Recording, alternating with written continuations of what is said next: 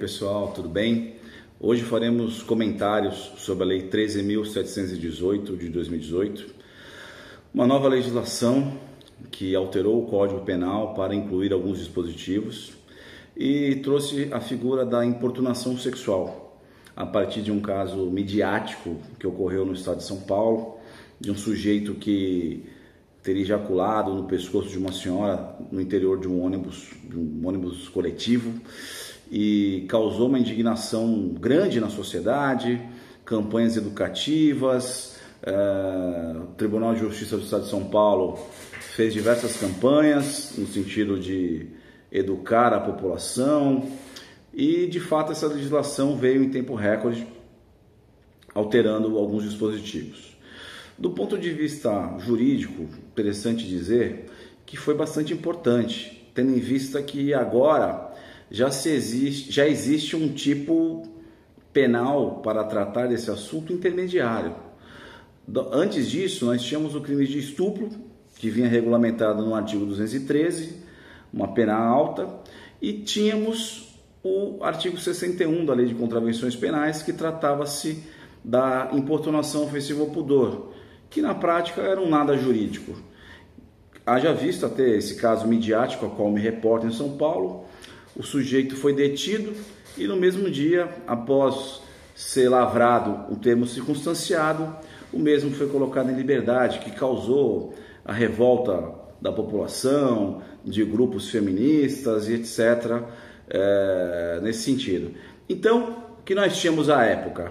Tínhamos o artigo 213, que trata do estupro e também dos atos libidinosos. E tínhamos o artigo 61, a importunação ofensiva ao pudor, que basicamente era um nada jurídico, não tinha a menor efetividade. Então esse artigo 215A, trazido por essa nova lei, ele já traz um crime de reclusão de 1 a 5 anos e multa, caso o fato não constitua uma circunstância mais gravosa.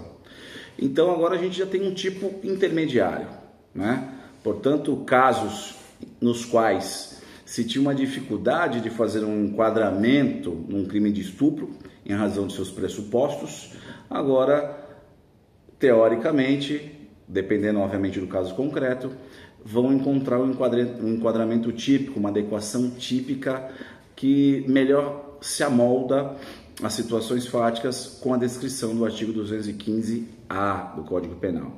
Então, eu vou fazer a leitura e aí a partir disso farei alguns comentários.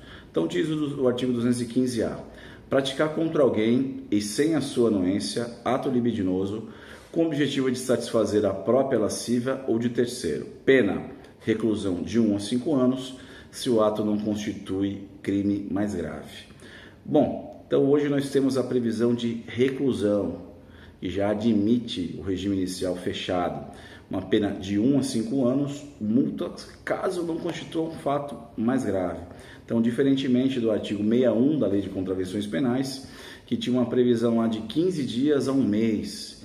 Então, o sujeito sequer ia preso, tinha apenas o preenchimento de um termo circunstanciado e era colocado em liberdade. Então, esse tipo ele veio em boa hora, ele visa, de fato, claro, ele diz, o tipo legal usa o termo alguém, mas é claro que muito normalmente se verifica que refere-se mais à proteção integral das mulheres, né? Então vem em bom momento, de acordo com as novas legislações, com a Lei Maria da Penha, outros dispositivos que visam dar proteção integral efetiva às mulheres, como o feminicídio, como uma lei recente que alterou o Código de Processo Penal, dando prioridade na elaboração de laudos técnicos em que se tenha como vítima mulheres, crianças e idosos. Então a legislação de fato veio em bom momento.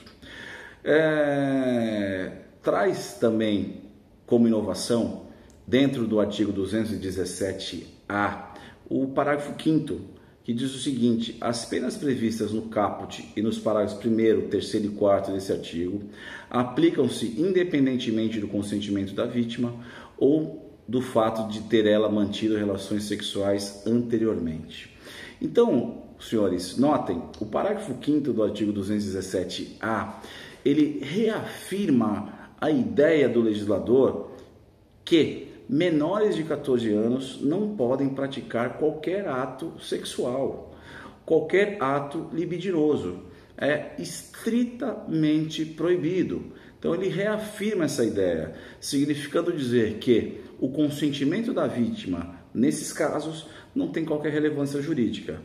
Posicionamento já assumido tanto pelo STJ quanto pelo STF em diversos dos seus julgados.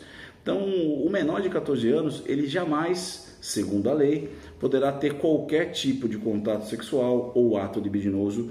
Isso vem expressamente reafirmado por esse parágrafo 5º introduzido ao artigo 217-A, que trata do estupro de vulnerável, né?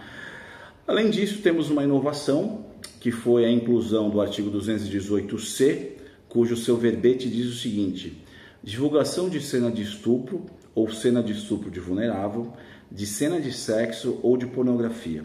Então esse é o verbete. Vamos ao caput do dispositivo do artigo 218-C. Oferecer, trocar, disponibilizar, transmitir, vender ou expor à venda, distribuir, publicar ou divulgar por qualquer meio, inclusive por meio de comunicação de massa ou sistema de informática ou telemática, fotografia, vídeo ou outro registro audiovisual que tenha cena de estupro ou cena de estupro de vulnerável, ou que faça apologia ou induza a sua prática, ou sem o consentimento da vítima, cena de sexo, nudez ou pornografia. Então veja, um dispositivo extremamente importante, pois ele vai totalmente de encontro à preservação da intimidade da vítima. Então, primeiro, visa coibir a divulgação de imagens de estupro e de estupro de vulnerável, demonstrando claramente a preocupação do legislador com a intimidade dessas pessoas e com a intenção de criminalizar esse tipo de conduta, que serve como mecanismo para crimes desse GAES. Então, isso ficou bem explícito nesse dispositivo. Por qualquer meio, então ele já traz a inovação das mídias sociais, das mídias eletrônicas. Então, pouco importa se foi feito por meio eletrônico, por meio físico. Então, isso é punido de qualquer maneira. Cena de estupro ou de estupro de vulnerável. Então, não confundam, não é praticar o estupro ou praticar o estupro de vulnerável, que já tem a sua adequação típica no artigo 213 para a primeira hipótese e no artigo 217-A para a segunda hipótese. Aqui é a divulgação de imagens, propalação dessas imagens, a exemplo da terminologia utilizada na pedofilia, que encontra a sua regulamentação no ECA. Muito parecida a redação desse dispositivo com a redação aplicada no ECA, até porque visam proteger a intimidade dessas pessoas. Também trata da questão da apologia. Então muita gente confunde apologia ao crime com incitação ao crime. O que é apologia, gente? Apologia é um elogio, ou seja, é quando a pessoa fica fazendo elogio, ou seja, incentivando esse tipo de prática. Então, a apologia é criar essa ideia criminosa. Então, fazendo apologia à sua prática. Então, a pessoa que vai lá numa rede social e faz um comentário elogiando esse tipo de conduta, elogiando essa conduta que já ocorreu, a pessoa elogia esse tipo de conduta, incentiva em outras pessoas esse tipo de conduta, então isso é apologia, né? Diferentemente da incitação. Na incitação, o crime não ocorreu ainda. Então, a pessoa faz surgir a ideia para que o crime venha a ocorrer. Então, essa é a diferença da apologia para a incitação. E mais, agora, a cena de sexo, a nudez ou a pornografia, falando numa linguagem mais simplificada, os famosos nudes, caso você faça o encaminhamento de nudes, com cena de sexo, pornografia ou nudez, da sua ex-namorada, do seu ex-marido, como aquela vingança que hoje se observa muito, então essa conduta também foi contemplada. Essa conduta também hoje ela é considerada crime, com uma pena de reclusão de 1 a 5 anos, assemelhada à pena do dispositivo anteriormente citado, tá? Então, bastante atenção com o conteúdo que você está veiculando nas mídias sociais, WhatsApp ou outros aplicativos de troca de conversas. Bom, também temos a majorante do parágrafo 1º, introduzida ao artigo 218C, a pena é aumentada de 1/3 a 2/3 se o crime é praticado por agente que mantém ou tenha mantido íntima relação de afeto com a vítima, ou com o fim de vingança ou humilhação. Então, voltando ao exemplo anterior, o ex-namorado, a ex-namorada, o marido, o ex-marido, que faz a divulgação desses nudes, por exemplo, com o fim de vingança ou humilhação, o legislador equiparou essa conduta a uma conduta mais gravosa, uma conduta majorada. Então, isso já tem a sua adequação típica no texto da lei. Bom, como é que fica a questão dos jornalistas, dos meios de comunicação, para divulgarem essas notícias? Porque, teoricamente, quando um meio de comunicação, um jornal, uma mídia eletrônica, vai fazer a comunicação de fatos desse JAS, ele acaba publicando essas imagens. Então, o legislador ele se preocupou com essa questão, trazendo no parágrafo 2º, reafirmando no parágrafo 2º, toda a sistemática do próprio Código Penal, a exclusão da ilicitude para os jornalistas que apresentarem eventualmente essas imagens, essas cenas, em conteúdos jornalísticos, científicos, culturais, acadêmicos. Tá? Então, existe a exclusão da ilicitude com relação a essa questão.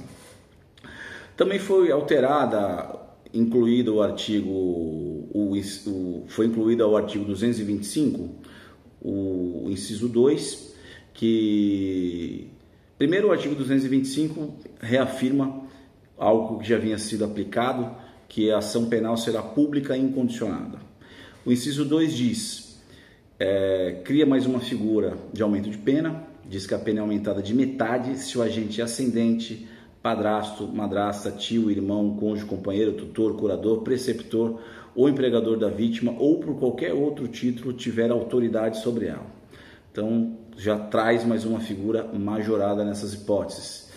Diz também que é aumentado de 1/3 a 2/3 se o crime é praticado no contexto de, e aqui já vem uma inovação de duas figuras que eram estranhas à nossa legislação. Então, se o crime é praticado no contexto de estupro coletivo, e aqui a lei diz, mediante concurso de 2 ou mais agentes, terá esse aumento de pena de 1/3 a 2/3. Então, um outro caso também ficou famoso no Rio de Janeiro, de uma moça que suportou um estupro por diversos indivíduos. Então, essa figura foi feita uma adequação típica, o legislador ele não fugiu ao enfrentamento desse tema, portanto, essa é uma causa de aumento de pena de 1/3 a 2/3, na hipótese do estupro coletivo. E também criou-se a figura do estupro corretivo ou estupro reverso, que preconiza o seguinte, a lei, para controlar o comportamento social ou sexual da vítima. Ou seja, então alguns indivíduos dizem, mas fulana, ela é sapatão, então vamos praticar um estupro contra ela para que ela volte a ser uma mulher. Então veja, um raciocínio totalmente deturpado.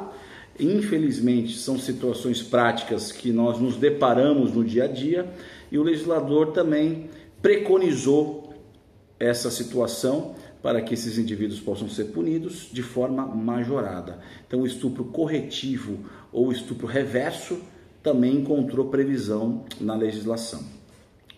Ademais, o artigo 234-A, ele trouxe, seguindo a lógica do Código Penal, a figura do préter-dolo. Então ele diz que na hipótese, qualquer uma dessas hipóteses, estupro coletivo ou corretivo ou reverso, o artigo 234-A, no inciso 3º, diz que a pena será aumentada de 2/3 se do crime resulta a gravidez. Portanto, existe o crime de estupro coletivo ou corretivo no seu antecedente, doloso, e no seu consequente culposo, o resultado gravidez, ao que nós chamamos de préter-dolo. E o inciso 4º diz que se aumenta de 1/3 a 2/3 se o agente transmitir à vítima doença sexualmente transmissível, de que sabe ou deveria saber ser portador, ou se a vítima é idosa ou pessoa com deficiência. Então também tem-se essa figura majorante. Ademais, deve ficar consignado que essa nova lei revogou o artigo 61 da Lei de Contravenções Penais e ela entrou em vigência na data da sua publicação e ela foi sancionada pelo nosso ministro do STF, José Antônio Dias Toffoli, que à época era presidente em exercício no Brasil.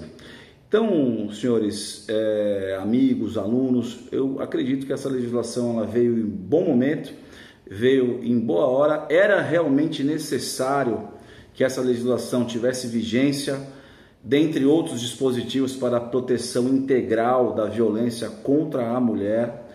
Então, de fato, entendi bastante positiva. Espero que ela tenha bastante efetividade para reduzir crimes desse jaez. Ficam aí os meus comentários, espero o comentário dos amigos, dos colegas, para que a gente possa estar enriquecendo esse conteúdo. Então, um grande abraço a todos e em breve voltaremos com outros comentários sobre novas legislações, sobre outros assuntos. Um grande abraço a todos.